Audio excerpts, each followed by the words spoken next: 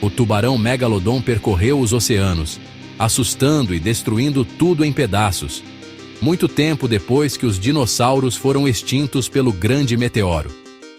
Sabemos que ele foi o maior e mais brutal predador que já existiu, além de ser o maior tubarão. Era o rei de todos os mares, nadando livremente entre a maior parte do oceano. Mas então, cerca de 2,5 milhões de anos atrás, o último de sua espécie desapareceu da Terra para sempre, deixando apenas seus enormes dentes para serem encontrados pelos arqueólogos modernos. Inicialmente, os cientistas pensaram que foi uma extinção marinha em massa que aconteceu na época e causou a extinção do Megalodon. Acreditavam que uma supernova explodiu a cerca de 150 anos-luz da Terra e sua radiação atingiu nosso planeta, alterando seu clima. Bem, isso poderia ter acontecido. Quando uma estrela explode, ela emite tanta energia que pode percorrer centenas e até milhares de anos-luz em todas as direções. Se parte desse calor atingisse nosso planeta, poderia tê-lo aquecido, tornando impossível a vida para várias espécies de animais, incluindo o Megalodon. Mas então, em 2019, um grupo de pesquisadores encontrou algo estranho. Os fósseis deixados pelos tubarões-monstro datavam de um período anterior. Isso poderia significar que eles haviam sido extintos antes da supernova. Uma nova explicação teve que ser criada, e veio de uma fonte inesperada, o grande tubarão branco. No auge de sua carreira evolutiva, os megalodons eram predadores de topo, ou seja, não tinham rivais entre os outros caçadores do oceano. Suas presas favoritas eram baleias e outros mamíferos marinhos, e eles podiam até caçar tubarões menores. Não só eram enormes, alcançando mais de 18 metros de comprimento e 50 toneladas de peso, mas também possuíam a mordida mais forte do mundo. Nada que entrasse em confronto com um Meg poderia sair ileso. Seus dentes, no entanto, tiveram que ser mais duros que a cartilagem. Então, evoluíram para uma espécie de fábrica de dentes. Os tubarões possuem fileiras e mais fileiras de dentes afiados, geralmente direcionados para dentro como ganchos, que se desgastam muito rapidamente. Então, quando não são mais necessários, eles caem, abrindo espaço para novos dentes. Um único tubarão pode substituir todos os dentes de suas mandíbulas até 50 vezes durante sua vida. Agora, o Megalodon é geralmente descrito como uma espécie de versão gigantesca do tubarão branco. Esse é um erro comum, feito porque se acreditava que eram relacionados. Na verdade, o Meg se parecia mais com um tubarão-touro moderno. Tinha um focinho curto, uma mandíbula inferior achatada e nadadeiras peitorais longas e massivas que sustentavam seu peso. E o mais importante, os ancestrais dos tubarões brancos de hoje existiam ao mesmo tempo que o Megalodon. Porém, com grande tamanho vem grande desajeitamento.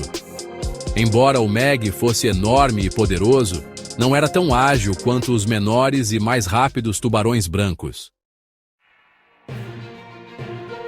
Os pesquisadores acreditam que os tubarões brancos realmente rivalizavam com o Megalodon por comida e frequentemente eram caçadores mais bem-sucedidos graças à sua agilidade. Não podiam lutar abertamente com o Meg, mas eram rápidos o suficiente para pegar a presa que o Meg havia marcado para si e roubá-la. E ainda assim, isso não explica exatamente por que os Meg se extinguiram. Os tubarões brancos poderiam caçar presas menores, mas não conseguiam derrubar uma baleia, a comida favorita dos megalodons. Outro fato que contradiz essa teoria é que uma única espécie provavelmente não seria capaz de levar à extinção outra. Deveria haver outras para ajudar. Surgiu uma nova teoria que dizia que não apenas os tubarões brancos, mas também os tubarões tigre e os macos participaram do destino do Megalodon. Ambas as espécies eram, e ainda são, menores que os tubarões brancos, mas também eram caçadores eficientes. Eram rápidos e ferozes, deixando o grande e desajeitado Meg sem muita comida nos oceanos.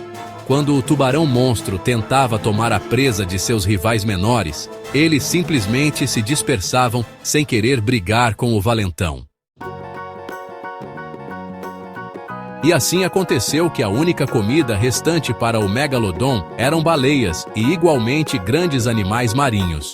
Os megalodons adultos podiam facilmente caçar tais bestas, mas seus filhotes eram muito menores e mais vulneráveis do que seus pais. Os cientistas acreditam que outros tubarões poderiam ter usado isso a seu favor. Enquanto o Megalodon ainda era pequeno, frequentemente se tornava presa de tubarões brancos, touros e tigres.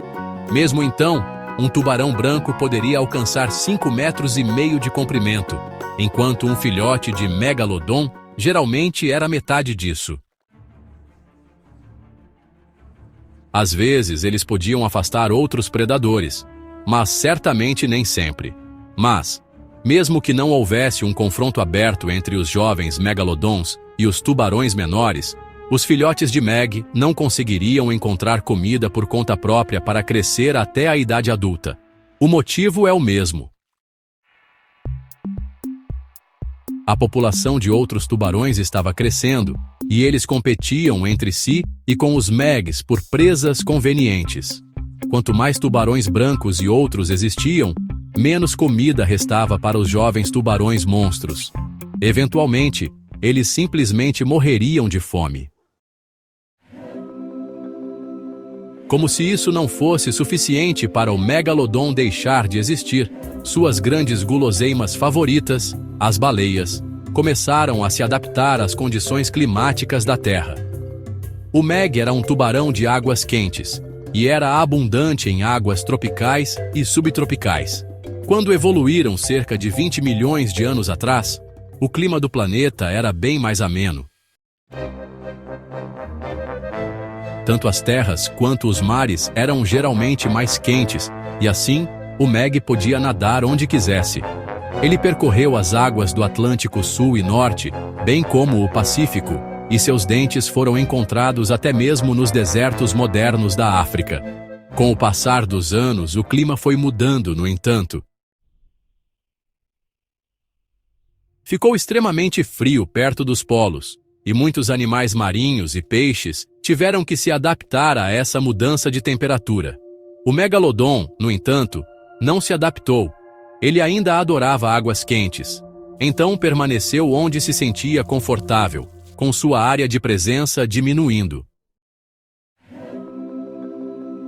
O que não percebeu é que as baleias estavam entre as que se adaptaram ao frio.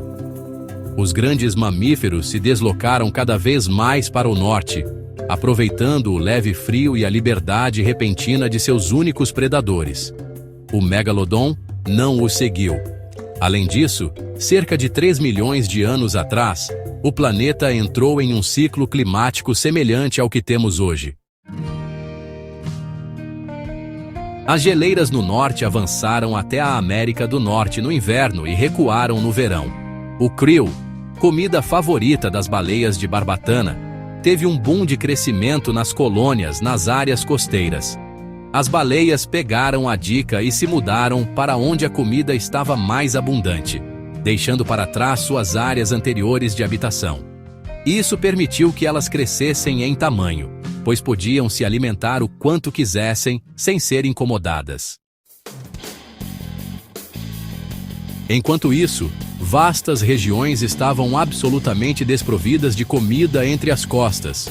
E assim aconteceu que o enorme predador, o Megalodon, foi deixado para seu trágico destino. Sua principal iguaria havia ido para águas mais frias, e as presas menores foram devoradas pelos seus rivais mais ágeis e menos famintos. O número desses grandes caçadores dos mares estava diminuindo rapidamente, até que não restasse nenhum para dominar as águas. E foi assim que, eventualmente, os tubarões brancos se tornaram os predadores mais temíveis do oceano.